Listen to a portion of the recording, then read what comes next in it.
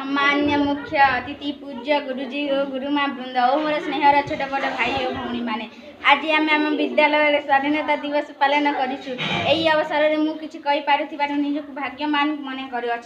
स्वाधीनता शब्द समस्त स्वागत और योग्य। पराधीनता कष्टदायक बणर पशुपक्षी पंजी रहा चाहती नहीं कारण समस्ते मुक्त और समस्ते स्वाधीन।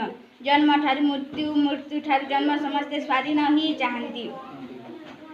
दुर्बलता सुযোগ नहीं दृढ़तार अभाव शत्रु मैंने मत अनेक दिन अंकार करते कथा करवा कम करवा खाइबा पीवा बसवा आमर स्वाधीनता नाला। शासक जहाँ चाहूले जमी चाहूले आम सेमती चलने को बाध्य होइथिलु।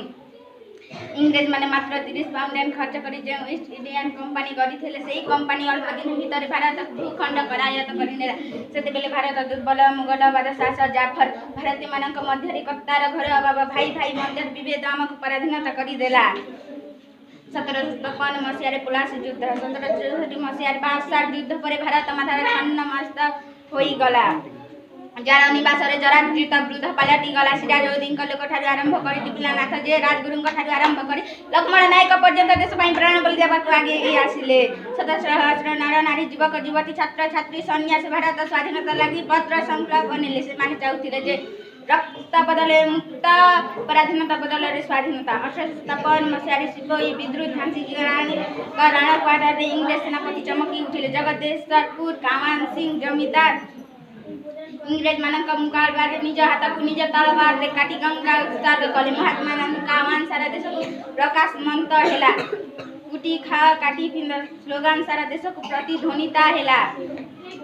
1938 मसीह केशोरी सहित बाजीराव कंठस्वर शुभिला। डंगा प्रजामंडल हुकुम नाही डंगा मुई छाड़ी नहीं। 1942 मसीह मुंबई गोयल टैंक महुदान प्रतिध्वनिता हैला।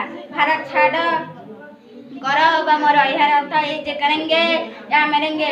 1944 मसीह विश्व त्रासी सुभाष बोस कहले जे मते रक्त दिया मु तुमको स्वाधीनता देवी।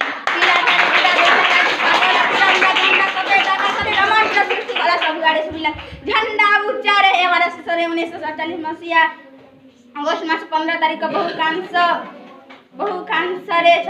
स्वाधीनता लाभ कला। आज आम स्वाधीनता देशर स्वाधीनता संतान आज से झंडा तले शपथ नेबाजी भारत को महान कर गले। एति कई मो वक्तव्य समाप्त कर। जय हिंद जय भारत।